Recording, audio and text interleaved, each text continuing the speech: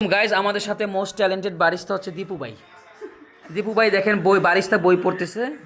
দীপু ভাই আপনি বলেন এসপ্রেসো মেকিং রেশিও কত? এসপ্রেসো মেকিং রেশিও হচ্ছে দুই ফরম্যাটে হয়। ওকে, একটা হচ্ছে ইতালিয়ান, একটা হচ্ছে আমেরিকান। ওকে, সো আমেরিকানটা হচ্ছে 1:2, ওকে, আর ইতালিয়ানটা হচ্ছে 1:3। ওকে, নাইস। সো আমাদের সাথে আরেক উদয়বান তরুণ বারিস্তা উদ্যোক্তা হতে যাচ্ছে। তাকে অলরেডি নোয়াখালীতে কফি শপ রান করার অফার দেওয়া হচ্ছে।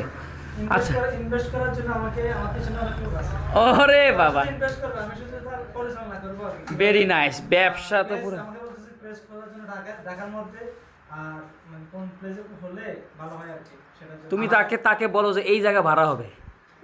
হ্যাঁ, আমাদের একটা আউটলেট এখানে করা হবে, সেটা হচ্ছে অ্যাড্রেস হচ্ছে ঢাকা মহাখালী নাখালপাড়া শাহিনবাগ। ওকে, নাইস।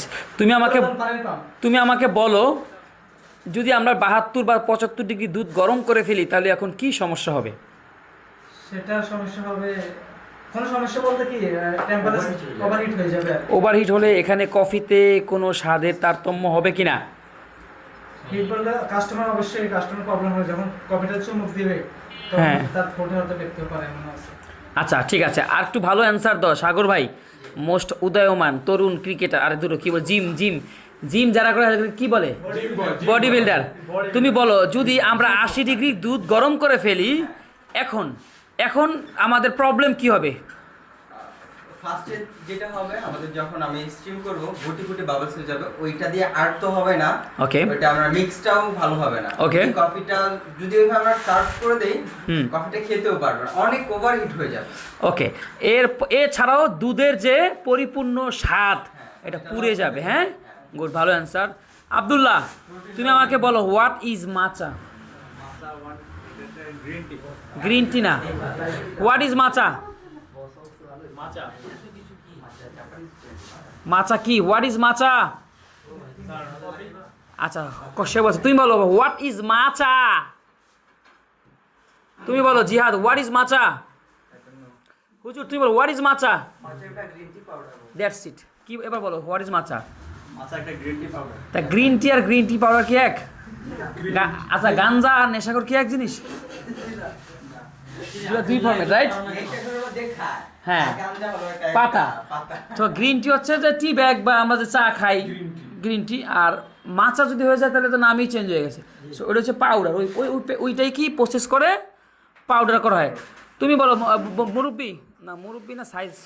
তোমার হাইট কত ভাই? ওইটা ধরো তো, জারবাতি ধরো তো। নাইস। আচ্ছা, তো আপনি আমাকে বলেন cappuccino cup size. Cappuccino cup size 150 থেকে 180 মিলি। Very nice, fantastic. বুকে এই গলা এটা কি, কোন ব্র্যান্ডের? ব্র্যান্ড তো বলতে পারেন, ইউজ করার সাউন্ড ভালো, রাইট? মাশাআল্লাহ, গুড।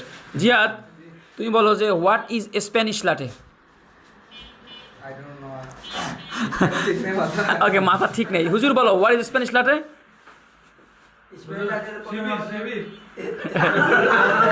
এসপ্রেসো দিতে হয়, স্টিম মিল্ক প্লাস। আচ্ছা, এখন এটা তুমি কিভাবে বানাবা? ধরো তুমি দোকানের দায়িত্ব তুমি আসো, স্প্যানিশ লাটে বানাবা, কেমনে বানাবা? স্টিম মিল্কের সাথে কনডেন্স মিল্ক ব্যবহার মানে মিক্সিং করে তৈরি করা যেতে পারে, আবার এক্সপ্রেসোর সাথেও মিক্স করে তৈরি করা যেতে পারে। আচ্ছা, এখানে একটু ভুল হয়েছে, স্টিম মিল্কের সাথে না, ঠান্ডা দুধের সাথে, ঠান্ডা নর্মাল দুধের সাথে মিক্স করে ফ্রিজে রেখে দিতে পারি, মানে প্রিমিক্স। আর চাইলে আমি ইনস্ট্যান্টও বানাতে পারি। আচ্ছা আব্দুল্লাহ, তুমি বলো হোয়াট ইজ মকা? কিভাবে বানাবা? এক্সপ্রেসোর সাথে চকলেটটা মিক্স করে দেব, তারপর আমরা ইনস্ট্যান্ট চকলেট কয় প্রকার বা কিরকম হতে পারে? বার হতে পারে, চকলেট সিরাপ হতে পারে, পাউডার হতে পারে। Very nice. তুমি বলো হট চকলেট কি? Coffee? Why you don't no?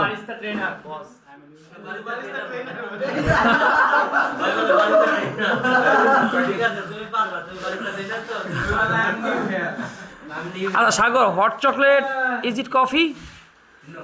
Coffee না, নন কফি। দেখছো কত সুন্দর আনসার দেয়।